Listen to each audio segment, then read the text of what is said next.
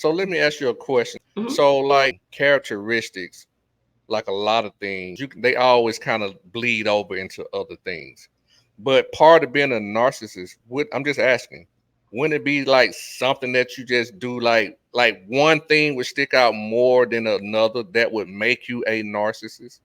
And because of the definition, the way the definition reads, we all have narcissistic characteristics. Right. So for me, we all could be narcissists in a form of fashion. So No. I was asking, but it's something that we do more of than another of those characteristics that makes us a narcissist, right? Not quite. A lot of us have traits of a narcissist, especially athletes, because when you step on the court or the field or wherever you play, on some level, you have to believe that you're going to beat your opponent. You have to believe that you are the best one out here, or else, things might not end well, right? So there are some traits that are really, really productive.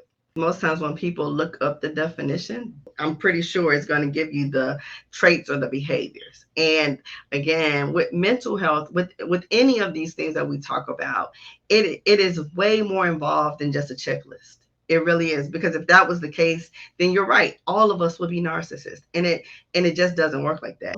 It's very similar to, like, physical health, right? Just because you have symptoms of something doesn't necessarily mean you have the diagnosis. I really want people to think about it from the standpoint of someone who has this grandiose sense of importance, right? Someone who thinks that they are way more important than maybe they really are in a given situation, versus someone who is just really, really overconfident. Because I hear a lot of times people talk about, this individual thinks the world of themselves. And in isolation, what's wrong with thinking the world of yourself? Like, what's wrong with being confident? Like, I think we all need that, depending on what you do for a living. I don't think any of my patients would want me to come in the room second guessing myself.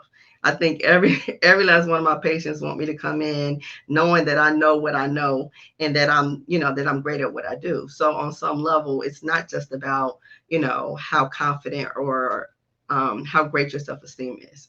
When we look for, does this person display narcissistic traits versus, does this person actually meet the criteria to be considered a narcissist, we look for patterns of behavior. I think a lot of times what people have the tendency to do is, you see one thing that this person is doing, and then that one thing becomes enough to say, okay, yep, that's it, they're a narcissist. And that doesn't work. I hear that term used so much these days, especially as relationships are ending, or if the relationship doesn't go, the way they wanted it to.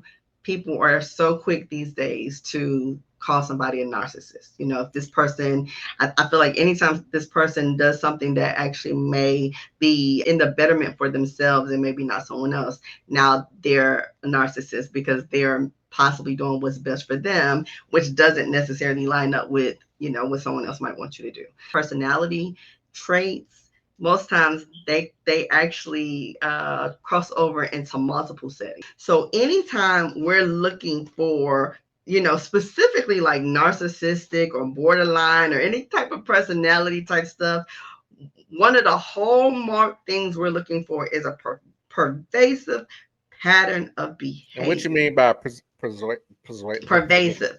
It yeah. means that it is consistent. You'll see it in multiple areas of their life. If someone is really a narcissist, you would see that same type of behavior at work. You'd see it at home. You see it at church. You see it wherever. Not just in this romantic relationship, but you got issues with your homeboys. You got issues with your Self-sabotage. coworkers.